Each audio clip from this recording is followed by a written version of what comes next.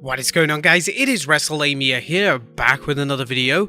A Survivor Series, believe it or not, is just days away as Raw and SmackDown's biggest stars do battle. But did the WWE actually hype one of its biggest pay-per-views of the year? Well, join us now as we look at this week's edition of Raw, as well as the wildest news stories and rumors you need to know, including a big heel turn, Randy Orton's rejected request, and much more. Be sure to subscribe and hit that notification bell for daily wrestling videos, and follow us on Facebook for exclusive lists.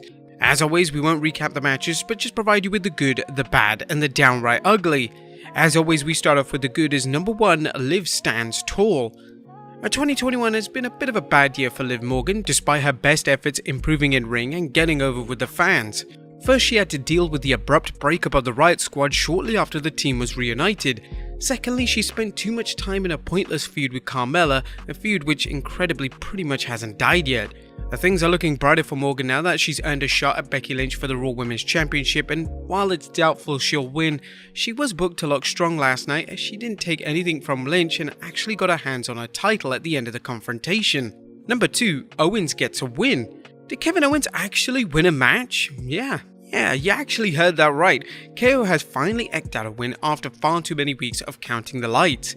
Not only did he win, but he defeated Finn Balor in an exciting match that gave Owens a chance to show off his new attitude as a heel. Kudos to Owens and the WWE for explaining why he went from hero to heel, and actually explaining this on TV rather than just assuming someone flipped a switch, transforming Kevin from babyface to bad guy. Owens' rationale of turning heel because the fans assumed the worst in him made sense, and enough time has elapsed since his babyface turn that it seems to be working so far. The true test will be whether this win is a fluke or the beginning of a sustained push. That was the good. What about the bad? As number 1, Raw Logic. I'm sure you've heard of Steiner Math. Well, now fans have to deal with Raw Logic, the bizarre stream of conscious writing style that makes as much sense as a soup sandwich and is even messier. Raw Logic was on display last night when the WWE authority figure Adam Pearce made the inexplicable decision to replace Rey Mysterio with newcomer Austin Theory. Now don't get us wrong, Theory shows considerable potential, and his placement on the team runs contrary to last week's show. But you may recall Pearce talked about how he liked the idea of all world champions on the Raw team, hence his decision to give Bobby Lashley a chance to remove Dominic from the team. But then can someone explain why the Raw team has 4 world champions and a novice wrestler whose biggest claim to fame is taking selfies? Well, there's nothing wrong with wanting to push Theory, but the way the WWE did it was another example of the WWE ignoring past television and logic. Number 2, Bizarro booking. Raw's Bizarro booking was in full effect last night as somehow AJ Styles is sitting out of this year's Survivor Series. We already covered how nonsensical it is to have Adam Pearce says he wants world champions on the Red Brand's team, then for him to place Austin Theory in place of world champion Rey Mysterio. However, why would you sideline one of Raw's top single stars, AJ Styles, the person's team who had a clean sweep last year? Number 3, an awful ending. Last night's Raw concluded with such an ass ending that fans had to wonder if the WWE had just given up on its booking in its third hour in light of how the final hour tanks in the ratings on a regular basis.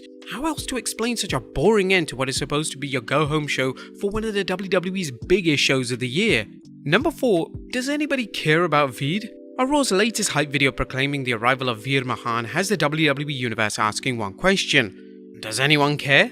The WWE's decision to split up Veer from Jinder Mahal and Shanky is understandable if they think the big man has potential on its own, but the problem is that Veer hasn't been presented as anything but a plus-size enhancement talent. The most troubling part of this situation is that the WWE somehow thinks that changing his name to Veer Mahaan will magically make him a star, much like it did when Keith Lee became Bearcat Lee.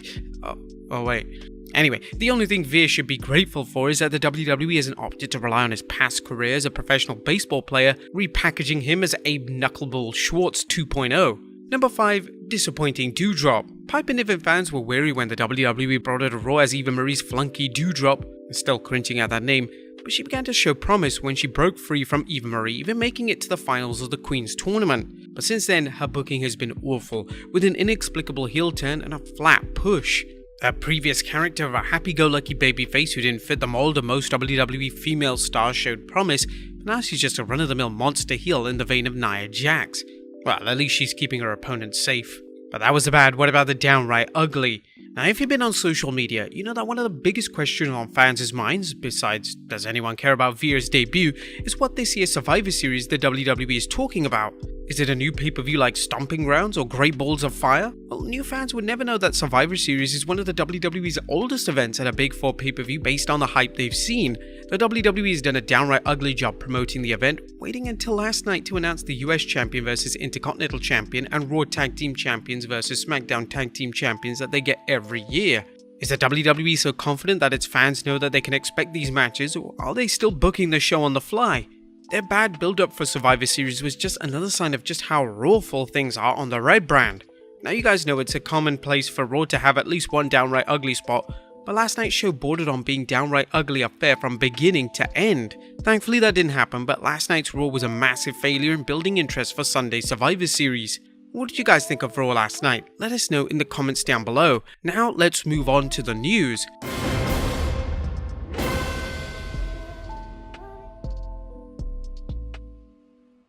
Now first story looks at a top AEW star deletes his Twitter account. A top in today's news is AEW star Cody Rhodes is no longer on Twitter. WrestleTalk reported that a former two-time TNT champion has deleted his Twitter account as of 15th November. There's currently no word on why this happened, but Rhodes has been a subject of some boisterous boos over the last several weeks in AEW. Is the hate getting too much for Rhodes? What do you guys think? Let us know in the comments down below. Next up, a big WWE heel turn?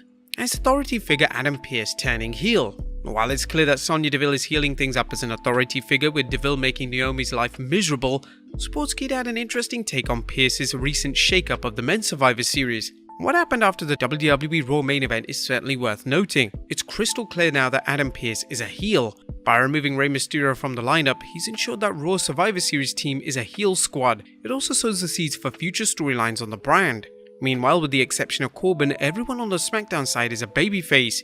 Provided that is that the new entrant on the team is a babyface too. As intriguing as the theory of Pearce turning heel is, we think Pearce's actions aren't a heel turn but an example of Raw's absolutely awful writing and its failure to maintain any consistency between the shows.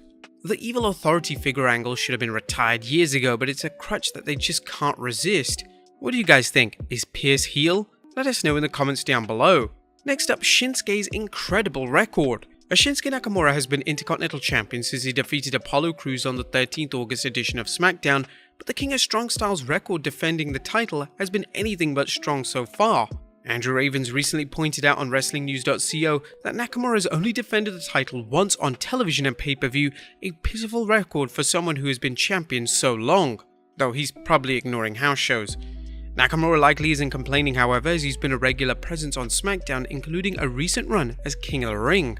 And finally, Randy Orton's rejected request. Last but not least, 14-time world champion Randy Orton is a highly respected figure in the WWE who has considerable pull backstage, but nonetheless even the Viper couldn't convince Mr. McMahon to grant him his request for Crown Jewel. And what did he want? Well, during a talk with Metro UK, Riddle talked about a spot where he rode a camel during his entrance to the ring at Crown Jewel.